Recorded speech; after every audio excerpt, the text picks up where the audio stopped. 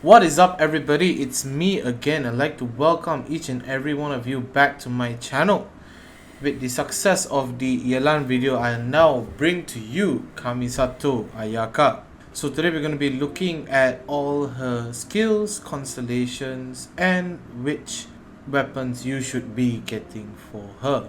I hope that this guide will see you well and that it will give you the proper insights to building a better AYAKA. So first, let's look at the skill priority. So I advocate for maxing her burst, and based on her kit, I would say maxing her basic attack would be the second best choice, followed up by the elemental skill. I'll recommend a 10-10-8 in all honesty, or a 10-10-9 if you want to go that far, but that is up to your discretion. Next, we have artifacts. So for Sans, main attack should be attack percentage. For the goblet, main stat should be cryo damage, and for the circlet, main stat should be crit rate or crit damage depending on what you are lacking. However, with the equipping of the 4-piece Blizzard Strayer, you probably wouldn't need too much crit rate because of the inherent crit rate from the set. Probably need about 40 to 50% should be more than enough. Next, we have a combination of 2-piece Blizzard Strayer and 2-piece Gladiator. That seems to be the second best set on AYAKA, followed up by a third best for support AYAKA, which is Noblesse Oblige.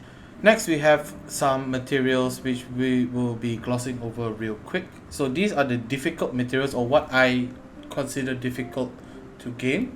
The first thing is Sakura Blooms.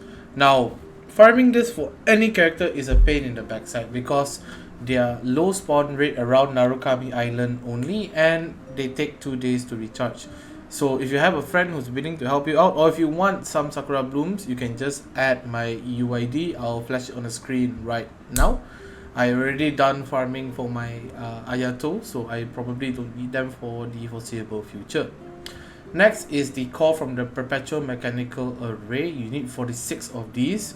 While it is not hard to find, it is a pretty annoying boss to fight. Next is the branch from A-Star. You need 18 of these for the talents. Next, we're going towards farming materials. So you of course need handguards from the Nobushis and Kageyoshis all around Inazuma. You need the elegance talents from the Violet Court, and you require Cryo Shivada Jade, available from the Cryo Hypostasis or from the Cryo Regis Vine in Mondstadt. Now, if you have any questions in regarding to the farming route of Sakura Blooms or any other materials, do let me know down in the comments. I'll be my genuine honor to actually make some guides for you guys. I would love to help out. Now, let's look at the skills. So her basic attack is a basic 5-hit combo. Her charge consumes 20 stamina to deal 3 rapid strikes. Her sprint, she can scale over water, and there is a dash mechanic where she applies cryo to nearby enemies, and the next few attacks deal additional cryo damage. Her elemental skill, she summons ice around herself, dealing AoE cryo damage. Her elemental burst or ultimate skill summons a snowstorm that moves forward, dealing AoE cryo damage. The snowstorm will bloom after the duration ends, and it deals AoE cryo damage. So passive skills. When AYAKA crafts weapon essential materials, 10% chance to receive double the product. After using an elemental skill, AYAKA's normal and charge attack deals 30% increased damage for 6 seconds. And when elemental skill inflicts cryo on enemies, AYAKA gains 10 stamina plus 18% cryo damage bonus for 10 seconds. So let's go to her constellations. At C1, when AYAKA's normal or charged attack deals cryo damage, the way you can activate this is by sprinting. There's a 50% chance to decrease elemental skill cooldown by 0.3 seconds. At C2, when casting burst, unleash 2 smaller snowstorms dealing 20% of the original storm's damage. C3 increases the elemental burst level by 3, max level is now 15. At C4, enemies damaged by Kamisato Atsumesu, which is the burst, have their defense reduced by 30% for 6 seconds.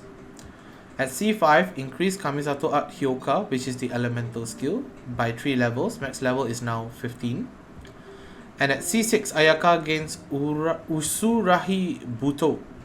Every 10 seconds, increasing her charge damage by 298%. The buff resets every time Ayaka hits an enemy with a charge attack. Hence why I say maxing her basic attack actually makes a lot of sense. Now, we are looking towards her weapons. So first we have Mistsplitter Reforge, which is the exclusive weapon. And I'd like to shout out my fellow content creator B-Boy. B-Boy Zaiser, congratulations on getting Mistsplitter for your kaching. I hope that you do enjoy the weapon pulling process. And hopefully you don't have to pull another weapon for the foreseeable future. So base attack is at 48 and it scales up to 674 at level 90. The crit damage starts at 9.6 and scales up to 44.1%. Mistsplitter's passive, gain 12% elemental damage bonus similar to the Haran, and gain 8, 16 or 28 damage percent per stack. So this is elemental damage, by the way. So is it worth to get Mistsplitter Reforged? I would say it has extreme synergy with Ayaka's overall kit, and the passive damage stack does bump the damage a lot, and it's also interchangeable with Haran if you have. However, are you willing to sacrifice it for maybe 1 or 2 Unforges? Next, we're going to Primordial Jade Cutter. So this is the 5-star alternative. So attack 44 at base and it goes up to 542 at level 90. The crit rate starts at 9.6 and ends at 44.1. So with crit rate, I don't think it's too terribly essential because you're running Blizzard Strayer. But if you're running a 2-piece Blizzard, 2-piece Glad, this is actually very, very good. Or even a Noblesse. So increase HP by 20%. And then provides attack based on 1.2% of max HP. So it does have good synergy. Is it worth? So the total synergy with Ayaka is there and is very, very strong. The crit rate allows you to focus on crit damage artifacts. However, if you're running a 4-piece Blizzard, I would say it's counterproductive because you don't really need that high amount of crit rate. And it's also a strong alternative to the signature weapon. Now let's say you are a free-to-play small spender and you don't have Primordial Jade Cutter and you don't have Mistsplitter. You can go for Aminoma Kageuchi.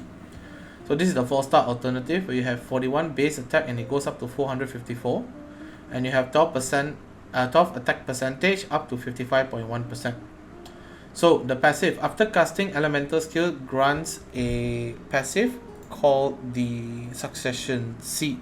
And then once you cast your elemental burst, all the seeds are consumed and you will generate a 6 energy per seed. In my opinion, is the best 4-star weapon for Ayaka. Generation is not too bad because it allows for more max damage. Alternatives to this would probably be the Black Cliff Sword and the Black Sword.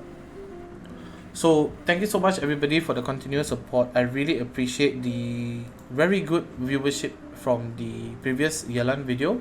Hopefully that this guide has found you well as well, and I will see you in the next video. Do let me know down in the comments whether you guys would like to see, I don't know, a 4-star character or 5-star character next. Till we meet again everybody, I will see you guys in the next video. Do stay home, stay safe, and drink a lot of water. Also, we're planning to do a subathon on the first day of Yelan banner, and we might go to C6 R5 guys. So do drop in to my Twitch. The link is in the description, and I bid you adieu. Peace.